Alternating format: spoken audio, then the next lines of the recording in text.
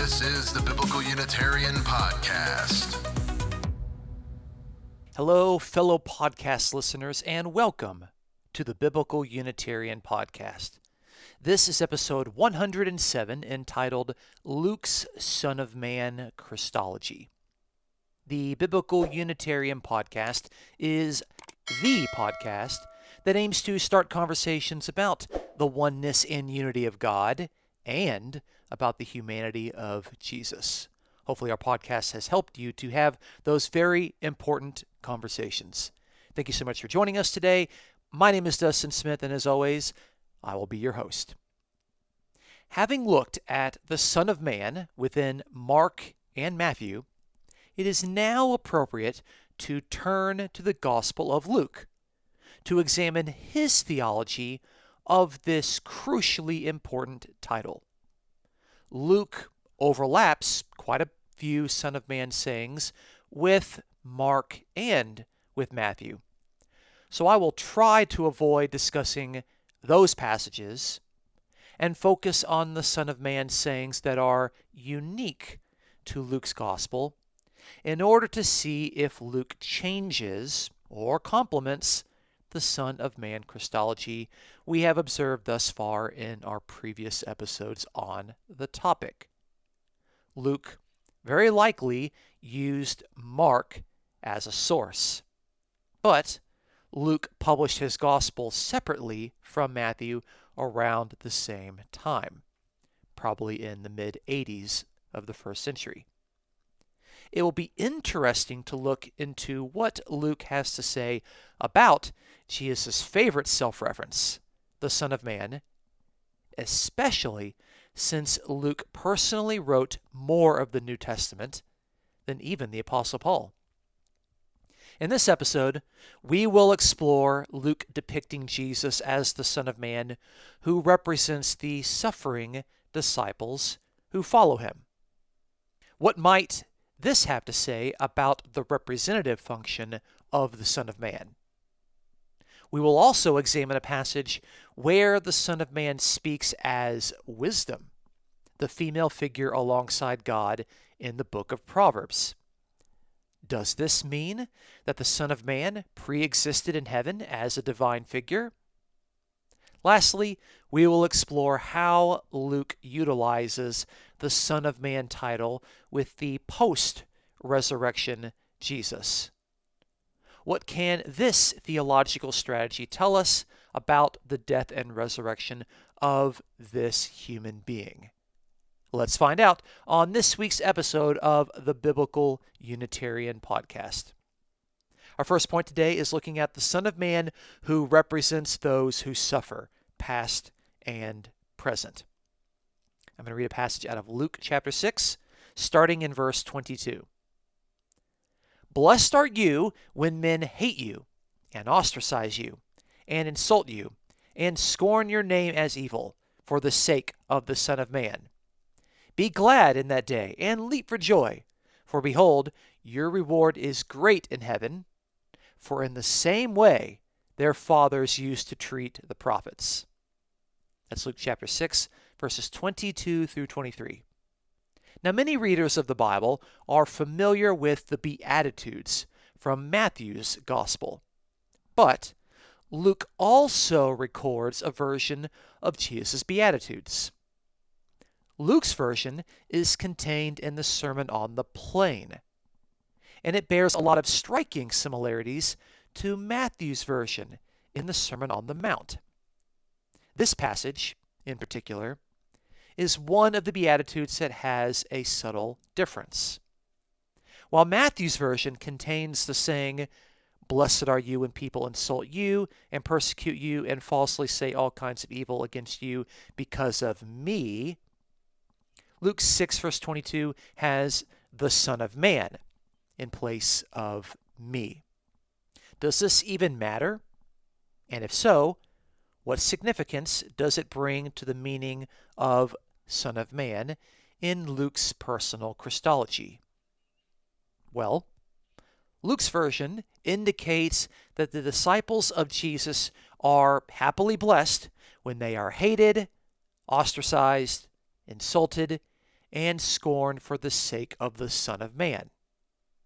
In other words, there is a direct connection between the followers of the Son of Man and the mistreatment they receive.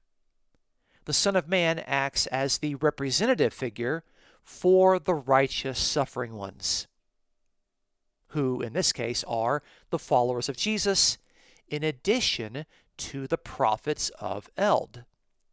Jesus reminds his listeners that this manner of suffering was also experienced by the former prophets, even at the hands of their kinsmen. It is crucial that we connect the image of the Son of Man figure who represents the suffering people of God back to Daniel chapter 7, where the imagery originated. If you're not automatically thinking of Daniel chapter 7 whenever you see the Son of Man reference in Matthew, Mark, and Luke, hopefully you are doing that by now. For our purposes, we are taking note that Luke agrees with Mark and Matthew that Jesus speaks of himself as the human one, the Son of Man, and that those who follow after this human being will face suffering as a result. Of course, Luke records a number of sayings that overlap with Mark and Matthew, where the Son of Man is to be handed over to suffer and be killed. So the Son of Man who represented the suffering righteous ones will also suffer to the point of death. Furthermore, the fact that the former prophets and the followers of Jesus were all human beings whom the Son of Man represents strengthens the argument that the Son of Man is not just a mere representative figure, but a human being who represents other human beings. Let's move to our second point, point number 2, which is the Son of Man who embodies the wisdom of God. I'll read a passage out of Luke chapter 7, starting in verse 31. To what then shall I compare the men of this generation? And what are they like? They are like children who sit in the marketplace and call to one another, and they say, We played the flute for you, and you did not dance. We sang a dirge, and you did not weep. For John the Baptist has come eating no bread and drinking no wine, and you say, He has a demon. The Son of Man has come eating and drinking, and you say, Behold, a gluttonous man and a drunkard, a friend of tax collectors and sinners. Yet wisdom is vindicated by all her children.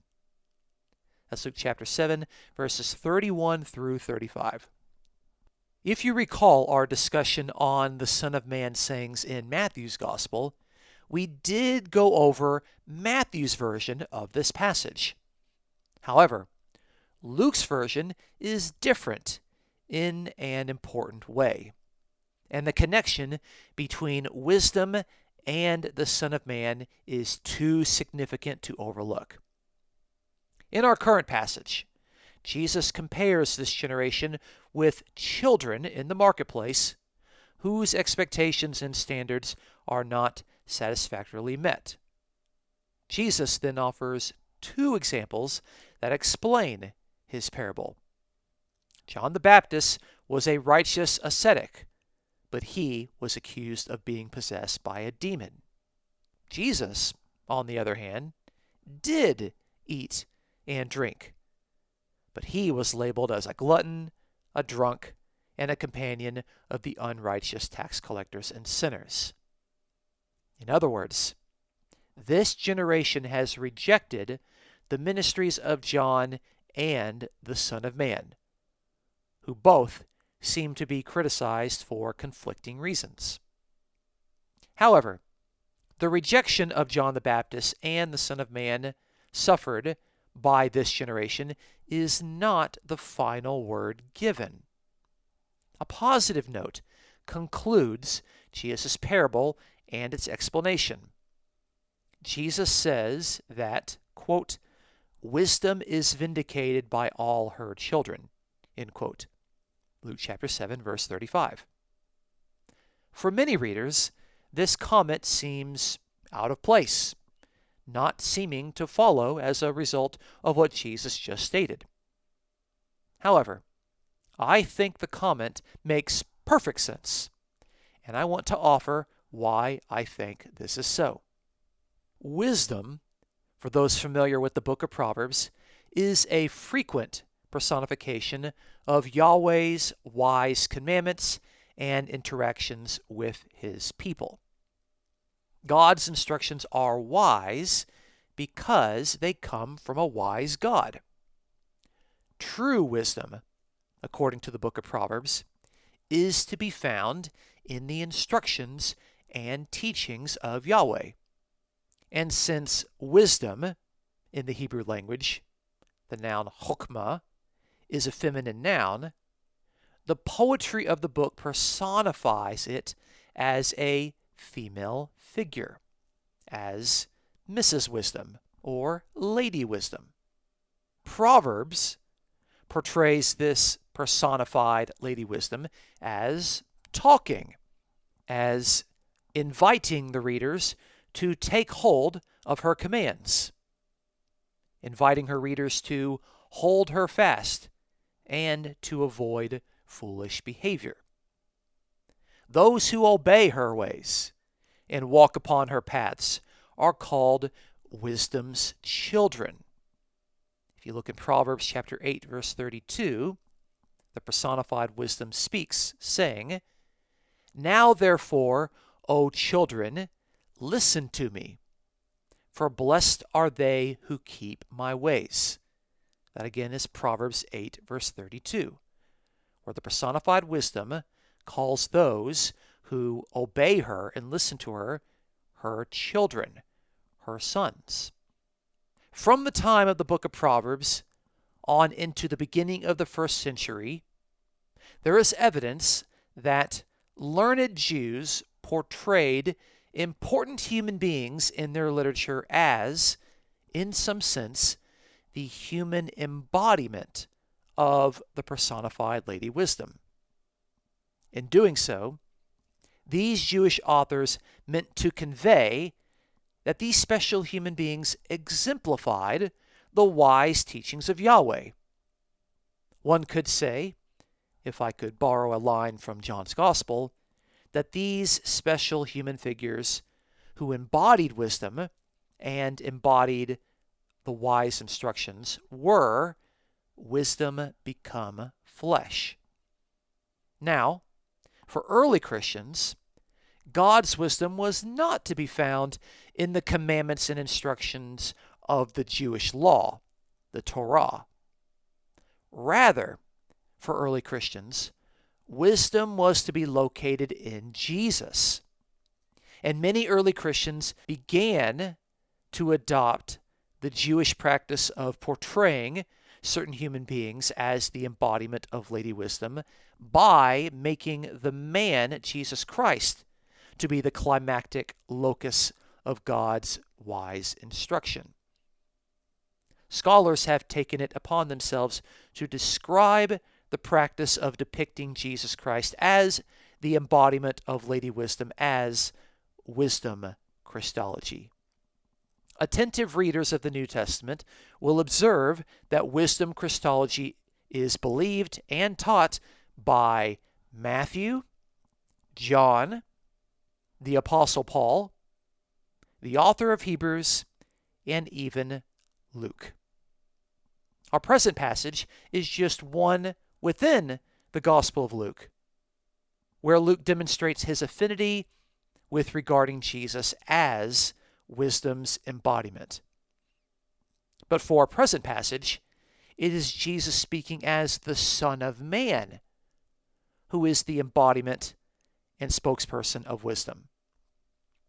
The Son of Man's ministry is rejected and slandered, but wisdom is vindicated by all her children. Note how in that passage, Luke chapter 7 and verse 35, that Jesus switches between speaking of himself as the Son of Man and speaking of himself as wisdom.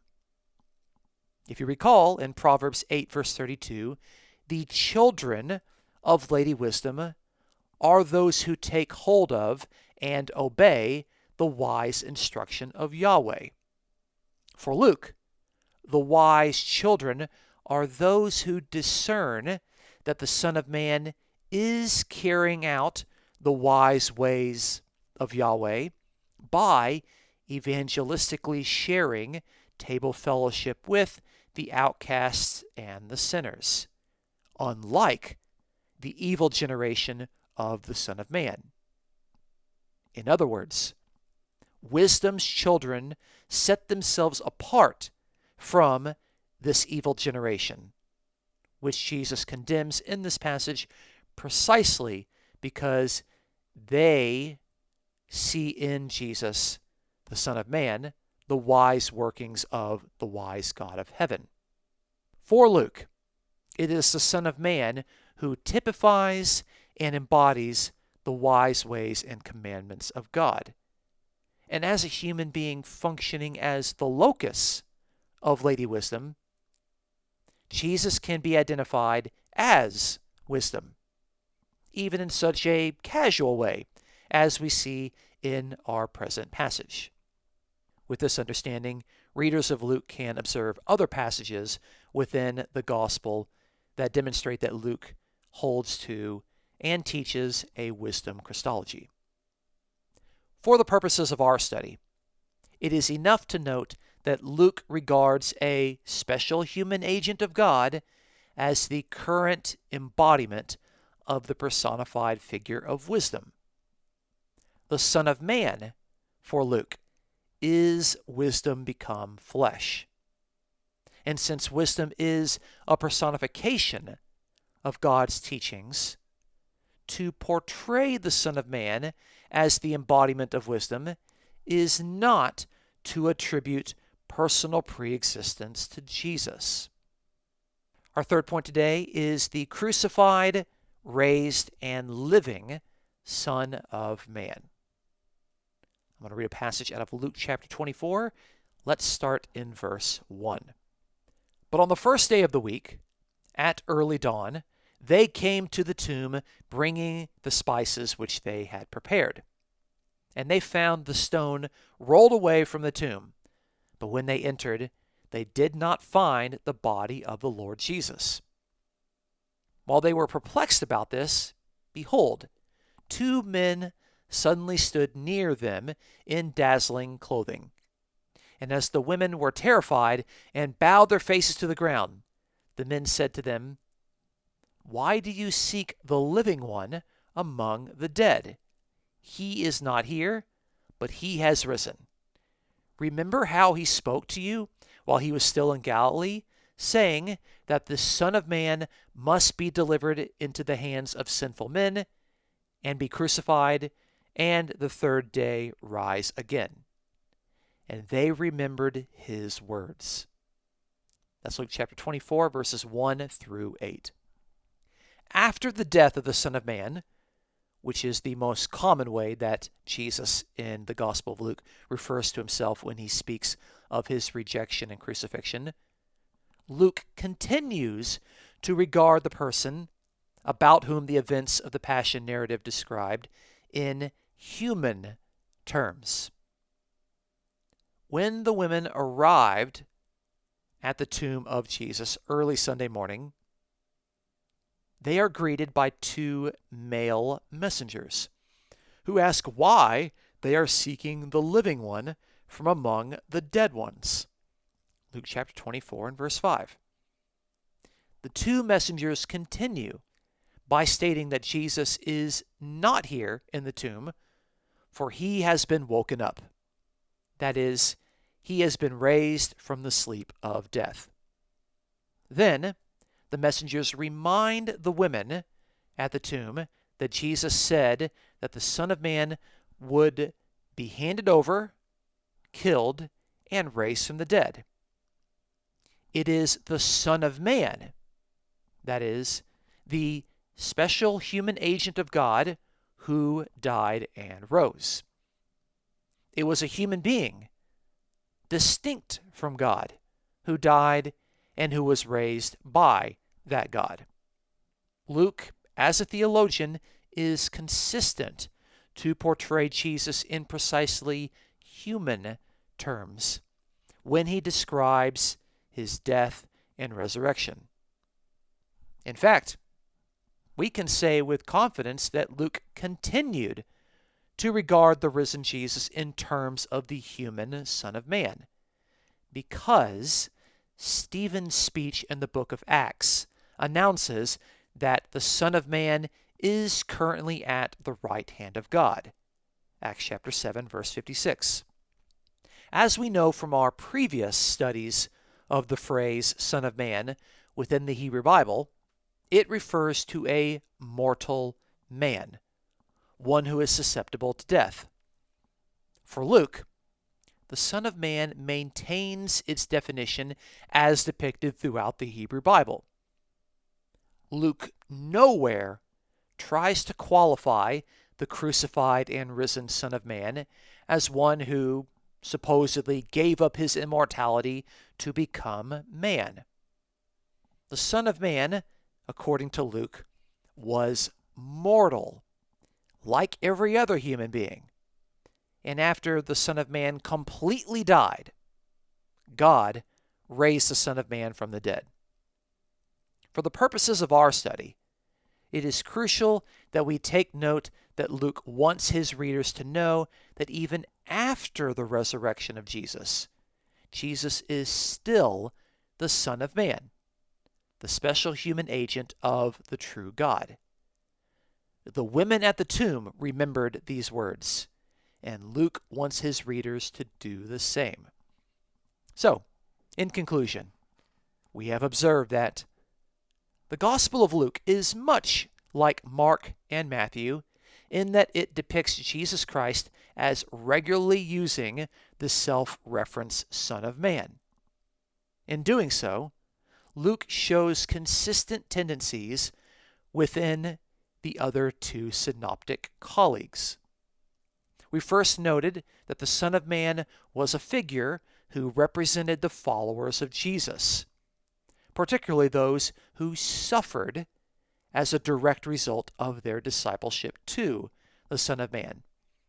By framing the experiences of the suffering righteous ones with the prophets who went before them, Luke not only makes the Son of Man a representative figure for those who suffer, he also makes the Son of Man the human being who will embody the sufferings of those righteous humans. We also observe that Luke depicts the Son of Man in terms of wisdom Christology, portraying the Son of Man speaking as Lady Wisdom herself. After criticizing the evil generation who failed to accept John the Baptist and the Son of Man, Jesus invites those who would become the wise children of wisdom to look upon Jesus' actions and to discern, carrying forth the paths of wisdom. By portraying the Son of Man as wisdom herself, Luke joins many other New Testament authors who depict Jesus as the human embodiment of God's wise personification, as wisdom become flesh. And since the personified wisdom is not an actual person alongside God in heaven within Proverbs, but rather a personification, Luke's portrayal of the Son of Man as wisdom embodied is not suggesting that the Son of Man literally pre-existed in heaven alongside God as wisdom. Lastly, we see that Luke consistently regarded Jesus in terms of the Son of Man when he spoke about his rejection, crucifixion, and subsequent rising from the dead. The women at the tomb are reminded on Easter Sunday that it is in the capacity of the mortal human being, the Son of Man, that Jesus has completely died and was raised to now be the living one. For Luke, depicting Jesus as a human being in all of his mortality was sufficient to understand the death and resurrection. And Luke is careful to regard the post-resurrection Jesus as continuing in terms of the human Son of Man, now regarded as the living one.